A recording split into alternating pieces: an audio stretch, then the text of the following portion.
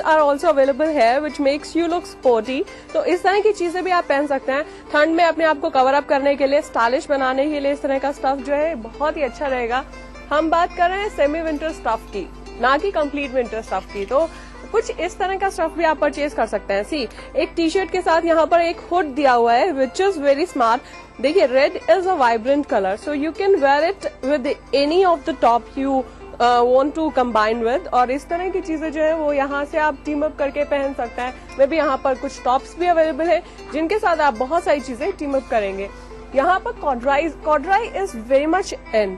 सो कॉर्डराई में आप overcoats, quotes वगैरह परचेज कर सकते हैं जो कि आपके विंटर्स में, सेमी फॉर्मल्स में, फॉर्मल्स में चल सकते हैं। And I think this one is a best piece to purchase because the color is very nice, very different and the style is nice। So इस तरह के कुछ जैकेट्स हैं, शॉर्ट जैकेट्स, जो कि आप यहाँ से परचेज कर सकते हैं। May be something is long, in long is also there. Sizes जो हैं बहुत सारे हैं, मतलब शॉर्ट से लेकर, इससे भी शॉर्ट पहन सकते हैं, इससे लॉन्ग पहन सकते हैं, ओवरकोट्स पहन सकते हैं। मिडिल लेंथ में भी यहाँ पर अवेलेबल है जो कि आप परचेज कर सकते हैं यहाँ से। जैसा कि ये देखिए, ये जो लेंथ है ये थोड़ा कोट स्टाइल में है, तो इस तरह का लेंथ भी आप यहाँ से परचेज कर सकते हैं जो कि खास है, स्टाइलिश है। और ब्राउन तो वैसे भी कॉम्बिनेशन हर किसी के साथ चल जाएगा। बहुत सारे कॉम्बिनेशंस हैं, बहुत सारे स्टाइल्स अवेलेबल हैं, बहुत सारे टॉप्स अवेलेबल हैं जिन पर एक नजर डालना बाकी है। लेकिन उससे पहले ले लेते हैं एक छोटा सा ब्रेक। मिलते हैं इस छोटे से ब्रेक के बाद।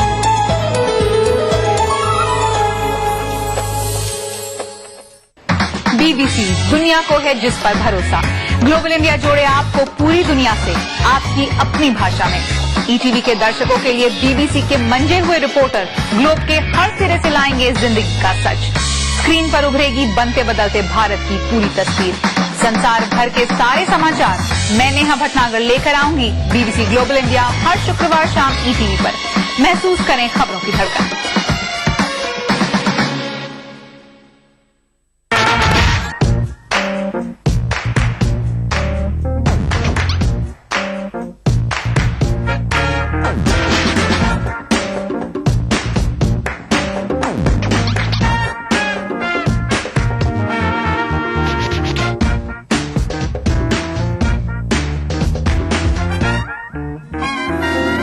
चटपटे और लजीज पकवानों का जायका, अक्से रसोई, पीर तक जुमा दोपहर 1:30 बजे सिर्फ ETV उर्दू पर।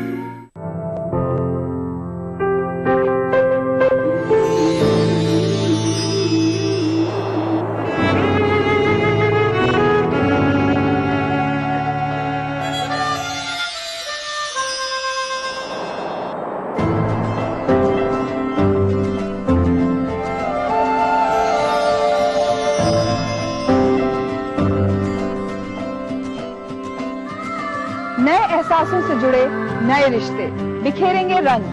जिंदगी लाइव सीजन 5 इतवार दोपहर 12 बजे और शनिवार दोपहर 12:30 बजे।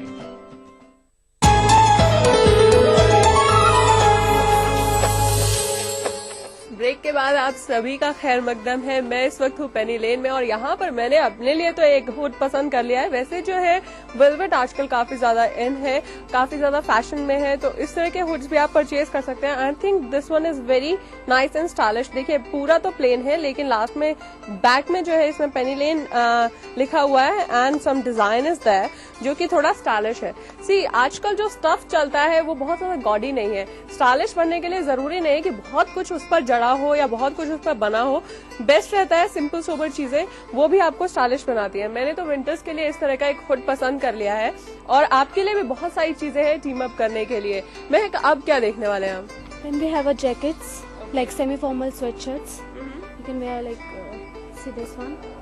Okay. Even these all are winter, semi-winter stuff. They can wear with over jacket, inner jacket and all. और हुड्स की हम बात करते हैं तो हमें ऐसा लगता है जैसे सर्दियां आने वाली हैं या सर्दियां आ गई हैं। तो हुड्स जो है रियल स्टाइल स्टेटमेंट्स रहते हैं कॉलेजाइट्स के लिए। इस तरह के हुड्स जो है आप परचेज कर सकते हैं जो कि बड़े प्यारे से लग रहे हैं। And I think pink is the favourite colour of girls. तो maximum colours get attracted by pink. Baby pink है, सॉफ्ट शेड है, स्मार्ट है, तो इस तरह का शेड भी परचेज कर सकते हैं। वेल बिसाइड्स दिस, अगर आप कुछ सेमी फॉर्मल बनाना चाहते हैं, मतलब आप थोड़े स्पोर्टी किस्म के हैं, तो आपके पास एक रेड कलर कॉम्बिनेशन भी यहाँ पर अवेलेबल है जैसा कि मैं देख रही थी यहाँ पर। रेड कलर भी आप यहाँ से पसंद कर सकते हैं, जो कि आपके इवनिंग्स के लिए काफी ज्यादा खास रहेगा, स्टाइलिश रहेगा। और इस तरह के हुड्स जो है वो आप गिफ्ट्स भी कर सकते हैं अपने फ्रेंड्स के लिए। जरूरी नहीं है यार हमेशा आप अपने लिए परचेज कीजिए। अच्छा, इनका कॉस्ट प्राइस क्या रहेगा? It is like 1469. 1469। Okay, you have discounts also. So see, इससे ज्यादा अच्छी बात क्या हो सकती है? आपके लिए डिस्काउंट्स भी अवेलेबल है यहाँ पर। सी, यहाँ पर कुछ कलरफुल स्टफ भी अवेलेबल है। This one is also semi winter. Yeah, these are proper sweater. Yeah, girls used to like. Okay, so winters, जैसा कि मैंने आपको कहा ना कि विंटर्स आने वाले हैं, तो विंटर्स के लिए यार कुछ परचेज करो, कुछ खास होना चाहिए। और इस तरह की चीजें जो आप किसी भी चीज के साथ टीम अप कर सकते हैं। सी, आप अपने कैजुअल्स के साथ या फॉर्मल्स के साथ, जीन्स, ट्राउजर्स, केप्रीज, स्कर्ट्स के साथ इवन दो बहुत स्मार्ट लगेंगे, स्टाइलिश लगेंगे। इस तरह के जो है पुलोवर्स आप पहन सकते हैं, जो कि बहुत With shirts, they can wear with shirts with long sweater. Right In college wear, these are like a college wear. Right. And the colour is also vibrant. जैसा कि मैं देख रही हूँ, purple, purple is the season best colour, most likeable colour. तो इसलिए मैं आपको एक टिप देती हूँ, पर्पल, ग्रीन, रेड, बहुत से ऐसे कलर्स हैं जो कि हमेशा एवरग्रीन रहते हैं, जैसे कि ब्लैक्स या व्हाइट या बेज। लेकिन इस तरह का कलर जो है पर्पल में, डार्क पर्पल, ब्लूज बहुत ज्यादा इन है। ब्राइट कलर्स आप पहनिए और I think it will make you look more nicer. सबसे अच्छी बात क्या होती है लॉन्ग्स पहनने की, कि आपकी जो टमी है वो अंदर रहती है, वो पता नहीं चलता कि आप थोड़े मोटे हैं या नहीं है। And I think it will make you look more nicer, more thin and more smarter. अगर आप इवनिंग वेयर्स के लिए कुछ पहनना पसंद करेंगे तो इस तरह की चीजें लेगिंग्स के साथ क्यों नहीं पहनते हैं। And I think this one is a very sweet combination, जो कि आप लेगिंग्स के साथ पहनेंगे तो इवनिंग वेयर्स में चार चांद लग जाएंगे। भी आपके घर में पार्टी है या फिर आप किसी किटी पार्टी में जा रही है, तो I think this one is the best option to purchase. And इसका कॉस्ट प्राइस क्या रहेगा? This is like 2599. वेल, यहाँ पर विंटर्स के लिए जो है, यहाँ पर मैं कुछ कोट्स वगैरह भी देख रही हूँ जो कि बहुत ही स्टाइलिश है। देखिए, black and white is something like chess kind, लेकिन बहुत ही स्मार्ट लगेगा अगर आप इसको जीन्स के साथ या मे बी अपने कुछ स्ट्रेट कट पैंट्स के साथ, इस तरह के जैकेट्स जो है, इस तरह का जो ओवरकोट है वो आप पहने तो बहुत ही खास लगेगा। जरूरी नहीं है कि आप फुल लेंथ लें, आजकल फुल लेंथ से ज्यादा लोग अवॉइड करते हैं, इसीलिए पसंद करूंगी मैं कुछ इस तरह की चीजें जो कि खास है, यहाँ स्टोर पर आप परचेज कर सकते हैं।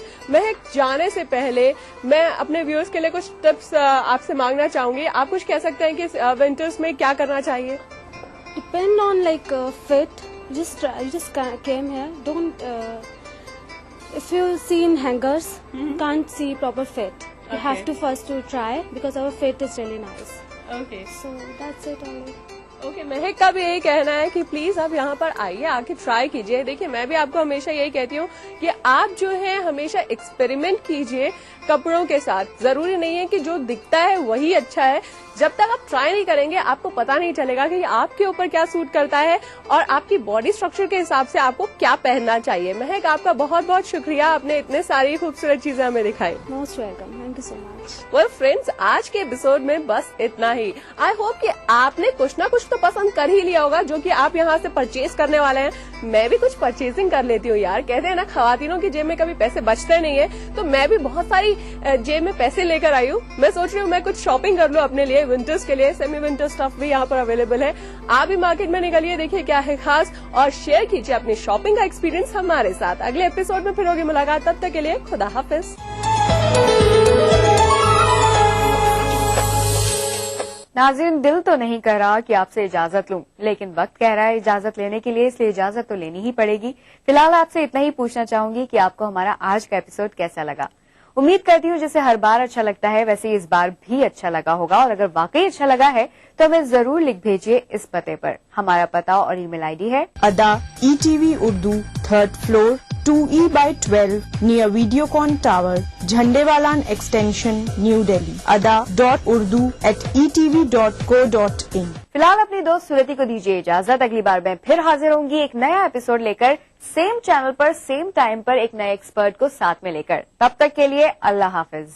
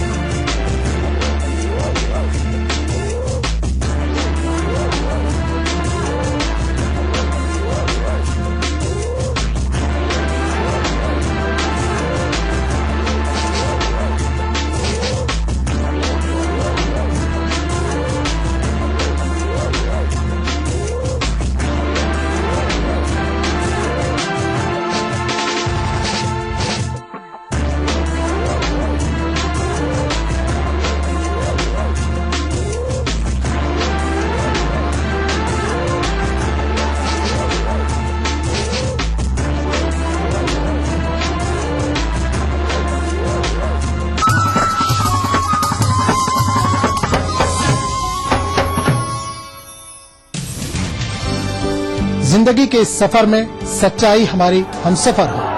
हम दिखाते हैं वही खबर जो समाज के लिए हो आईना।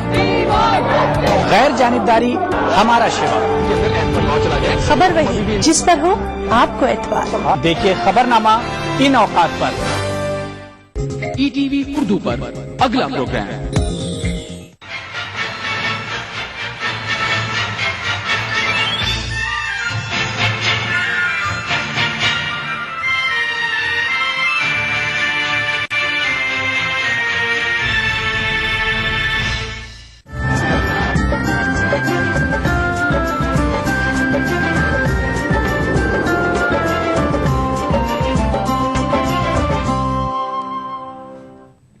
नाज़रीन आदाब, ईटीवी उर्दू न्यूज में आपका खैर मक़दम है। आप देख रहे हैं खास बात। मैं हूं सैयद अहमद जिलानी। पहले नजर सुर्खियों पर।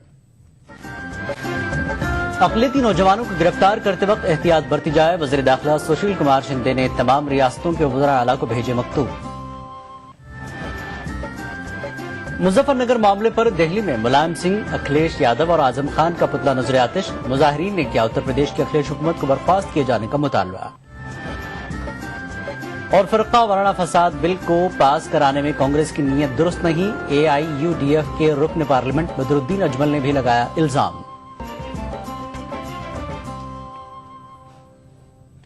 पहले बड़ी खबर।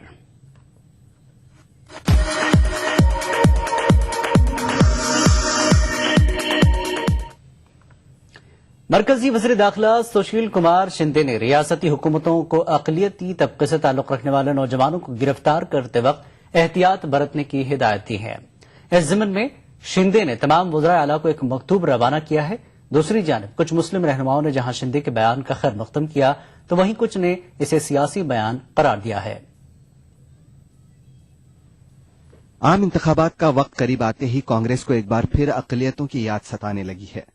हुकूमत अक़लियतों को लुभाने वाली बातें करती नजर आ रही है। मरकजी वज़ीर दाखिला सुशील कुमार शिंदे का कहना है कि अक़लियती तबके से ताल्लुक रखने वाले नौजवानों की गिरफ्तारी से कबल रियासती हुकूमतों को काफी एहतियात बरतनी चाहिए। इस ज़िम्न में शिंदे ने तमाम रियासतों के वज़राए आला को मकतूब रवाना किया है। वज़ीर दाखिला ने बताया कि एक स्क्रीनिंग कमेटी की तश्कील हुकूमत के ज़ेर गौर है। शिंदे के मुताबिक स्क्रीनिंग कमेटी इंसदाद बदनवानी एक्ट के खतूत पर मबनी होगी। We have already written to all the state chief ministers. You should be careful in arresting the youth of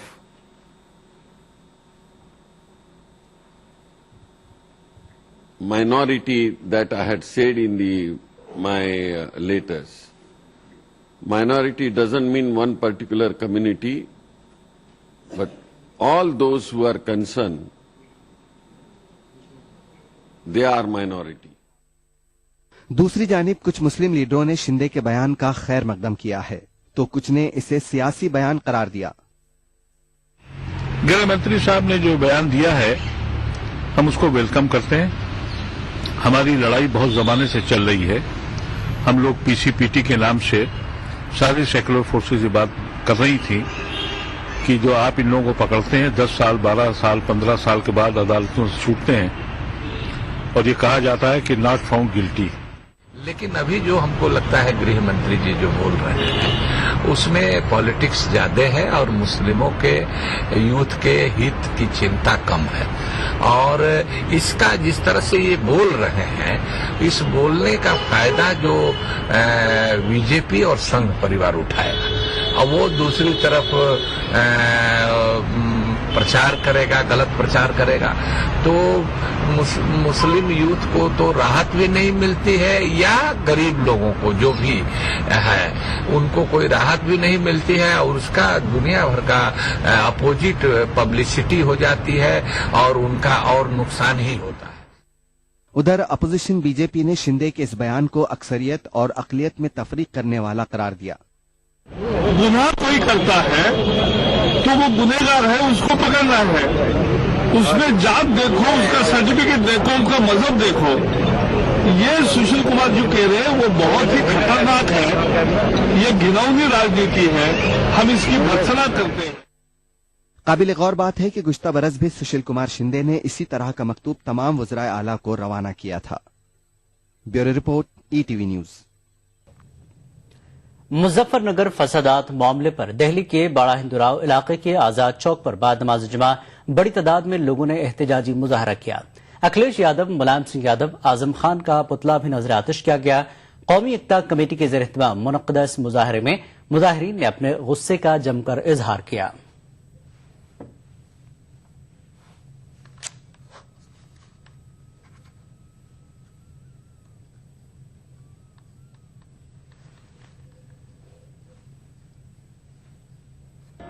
Delhi के आजाद मार्केट चौक पे धरना प्रदर्शन किया जा रहा है। मुजफ्फरनगर फसादात के बाद वहां की हुकूमत का जो रवैया रहा है उससे नाराज है यहाँ के लोग, और यहाँ पे कौमी एकता मंच के बैनर तले ये एहतजाज प्रदर्शन दर्ज कराया जा रहा है। हमारे साथ मौजूद हैं उसके जिम्मेदारान। किस डिमांड के साथ आप अब्दुल वही साहब ये धरना प्रदर्शन कर रहे हैं और क्या मुतालबा है? हमारा मुतालबा यह है कि ये लोग यूपी के अंदर मुसलमानों के साथ और भी लोगों के साथ ज्यादती कर रहे हैं और अपने आप फंक्शन मना रहे हैं जिसके अंदर 300 करोड़ रुपए खर्च करा है। वहाँ के लोगों के लिए सर्दी के अंदर लोग बच्चे मर रहे हैं, उनके लिए कुछ नहीं कर रही है। हमारा ये मुतालबा है कि ये सरकार निकम्मी है और इस सरकार के खिलाफ हमारा गुस्सा है, इसको बर्खास्त किया जाए। हमारे साथ पूर्व विधायक भी यहाँ के मौजूद हैं, राजेश जैन साहब। राजेश जैन साहब, जिस तरह से मुजफ्फरनगर का पूरा फसादात आपने देखा है, उसके बाद वहाँ के कैबिनेट मंत्री बाहर गए हैं, आपको मालूम होगा, क्या कहेंगे आप? देखिए, ऐसा है, एक मुजफ्फरनगर के अंदर जो हालात पैदा हुए, उस हालात पैदा की हम सबसे पहले निंदा करते हैं, भर्त्सना करते हैं और उसका हम विरोध करते हैं। देखिए, चाहे हिंदू हो या मुसलमान हो, आपस में भाईचारा और प्यार मोहब्बत के साथ हम सब इकट्ठे रहते हैं।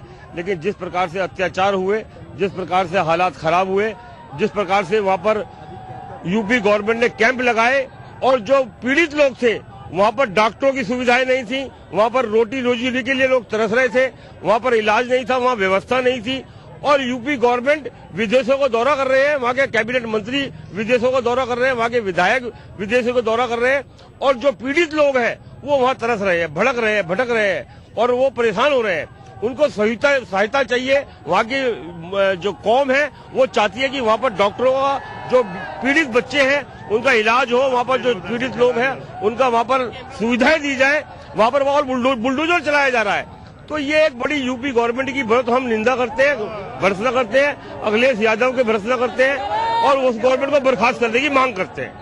यहाँ पर मौजूद है हमारे उस्मान साहब भी मौजूद हैं, और यहाँ जो पुतला नजर आतिश किया जाना है उसमें आजम खान का भी है, उसके अलावा आजम BS यादव, मुलायम सिंह यादव, और कौन कौन लोग हैं और क्यों आप पुतला नजर आतिश कर रहे हैं? हम पुतला इसलिए दहन करना चाहते हैं कि यूपी सरकार ने मुजफ्फरनगर के जो पीड़ित हैं उन लोगों के शिविर तक उखाड़ दिए बुलडोजर चला करके, और सफाई के अंदर फिल्म उत्सव मना रहे हैं जिसमें सलमान खान 3 करोड़ रुपए, माधुरी दीक्षित 1.5 करोड़ रुपए, 100 करोड़ रुपए के बजट से सफाई के अंदर वो फिल्म उत्सव मना रहे हैं। और विदेश के अंदर ऐसा कौन सा यूपी का सरकार जरूरी काम था जो 18 MLA वहां पर गए हैं, कैबिनेट मिनिस्टर गए, यूपी को बदलने गए। यहाँ पे हम दिखाना चाहेंगे अपने कैमरामैन को कि किस तरह से पुतला नजर आतिश किया जा रहा है। लोग बहुत गुस्से में हैं और इस गुस्से का से साफ जाहिर होता है कि उत्तर प्रदेश हुकूमत ने जो कुछ भी किया है वो बहुत अफसोसनाक है, और ये आइंदा आने वाले इलेक्शन में इसका नतीजा हमें ऐसा लगता है यहाँ के लोगों के मुताबिक कि आइंदा इलेक्शन में इसका नतीजा इंतखाबात में SP सरकार को भुगतना पड़ेगा। दिल्ली से कैमरा पर्सन मुनमुन के साथ मैं एहतशामुल हसन। उत्तर प्रदेश के वजीर आला अखिलेश यादव ने मुजफ्फरनगर पर तनकीद का जवाब कुछ यूं दिया। अभी घटनाओं के बारे में नहीं जानते हैं, उसके बारे में उनसे पूछते हैं। अगर सवाल करना है मेरे से सवाल करो, मैं मुख्यमंत्री, मेरी सरकार है, समाजवादी पार्टी की सरकार है। और एक बार नहीं, मैंने कई बार कहा, राजनीतिक दल के लोग वहां गए भी, उनको भी मैंने कहा आप अगर इनको वापस पहुंचाना चाहते हैं, घर में रहें, ठंड लगे, सुरक्षित रहें। हम भी भेजना चाहते हैं, आप भी भेजना चाहते हो, और जो मदद सरकार कर सकती थी वो की है मदद सरकार ने, और बड़े पैमाने में मदद की है। देश में कहीं भी इस तरह की घटना हुई होगी, कहीं भी इतने बड़े पैमाने पर सरकार मदद करने के लिए आगे नहीं आई जितना समाजवादी पार्टी सरकार में आई। नहीं, आप याद करो मुजफ्फरनगर की प्रेस में मैंने कहा था कि जो चाहेंगे मैं उनको लोही आवाज दे दूंगा, कोई लोही आवाज मिलने के लिए तैयार नहीं। का सिलसिला जारी रहेगा एक ब्रेक के बाद। देखिए ETV उर्दू सभी DTH प्लेटफॉर्म पर। डिश टीवी पर चैनल नंबर 787, एयरटेल पर चैनल नंबर 610, टाटा स्काई पर चैनल नंबर 176, बिग टीवी पर चैनल नंबर 972, वीडियोकॉन पर चैनल नंबर 750। देखिए आपका अपना चैनल और भी बेहतर क्वालिटी में।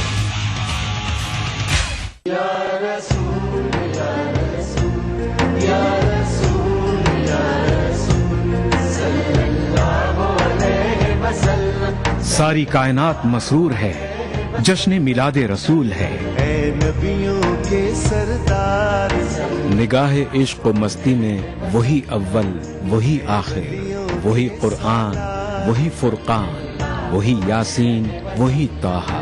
मैं आया तेरे दरबार, मैं आया तेरे दरबार, मेरी तुझ पे इंसानियत के लिए मोहसिन इंसानियत का पैगाम सीरत रसूल के मुख्तलिफ गोशों का अहाता करता हुआ लाइव फोन इन प्रोग्राम, हुब्बे नबी से सरशार नातों का हसीन गुलदस्ता, जश्न मिलादुन नबी, हर पीर से जुमा रात 10:30 बजे सिर्फ ETV उर्दू पर।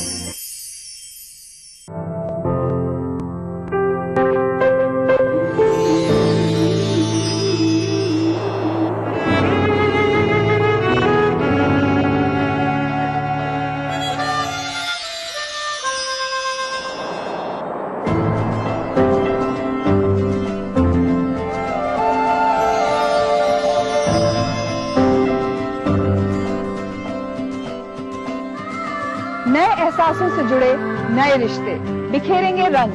जिंदगी लाइव सीजन 5 इतवार दोपहर 12 बजे और शनिचर दोपहर 12:30 बजे।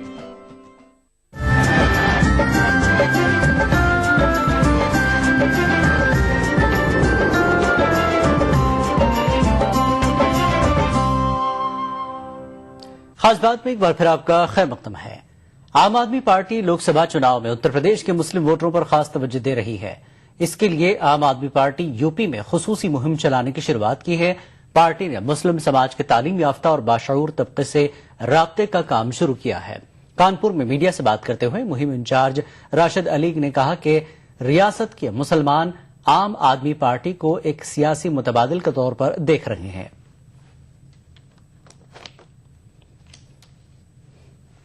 अभी तक मुसलमानों की जहां तक बात है तो मुसलमानों को एक फुटबॉल की तरह यूज किया गया है भारतीय राजनीति में।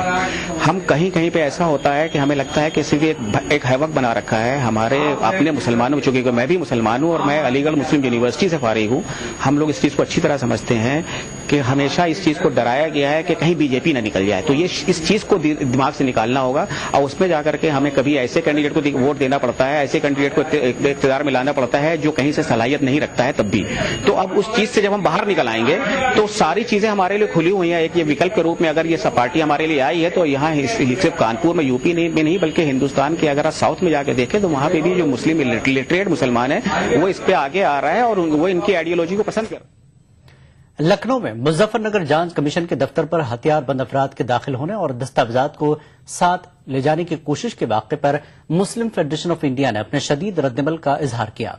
फेडरेशन के सदर सलीस अहमद का कहना है कि जांच कमीशन के दफ्तर में हथियारबंद लोगों के इस तरह से दाखिल होने और फसाद से मुताल्लिक फाइलें ले जाने की कोशिश एक संगीन वाकया है। उन्होंने इस पूरे मामले की जांच कराने और दफ्तर में दाखिल होने वालों की शनाख्त जाहिर करने का मुतालबा किया है। कि फासिस्ट ताकतों के हौसले और उनकी उमंगें कहां तक के बढ़ चुकी हैं जो आज सरकारी दफ्तरों पे हमला कर रहे हैं और वहां से फाइलें हासिल करने की कोशिश कर रहे हैं। ये तो हुकूमत को सोचने की बात है कि हुकूमत अभी तक के ख्वाब गफलत से बेदार नहीं हो रही है। मुजफ्फरनगर में सैकड़ों मुसलमानों का कत्लेआम और करोड़ों अरबों रुपए की इमलाक की तबाही और दबुहाली के बावजूद अगर हुकूमत के कान खड़े नहीं हो रहे हैं। आज हद यह है कि लखनऊ के अंदर दफ्तर पे हमला हो रहा है और उसके बाद अभी तक के उनको बताया नहीं जा सका कि ये कौन सी ताकतें कौन लोग हैं।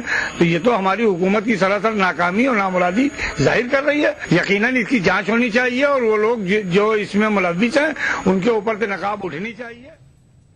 ऑल इंडिया डेमोक्रेटिक फ्रंट के रुकने पार्लियामेंट मौलाना बदरुद्दीन अजमल ने कांग्रेस पर इल्जाम लगाया कि कांग्रेस फरकावाना फसाद मुखालिफ को बिल को पार्लियामेंट में पास कराने में ईमानदार नहीं है। मगरबी बंगाल दौरे पर आए मौलाना अजमल ने कोलकाता में मीडिया से बातचीत के दौरान कहा कि अवाम खासतौर से मुसलमानों में कांग्रेस के तई नाराजगी में इजाफा हो सकता है, इसलिए कांग्रेस को बिल पास कराने में संजीदा इक़दाम करने चाहिए। बनर्जी की पार्टी, दो पार्टी ने उसकी खुल के मुखालफत की है। ममता बनर्जी की पार्टी ने सारे चीजों को मुखालफत नहीं की, कुछ चीजों में मुखालफत की।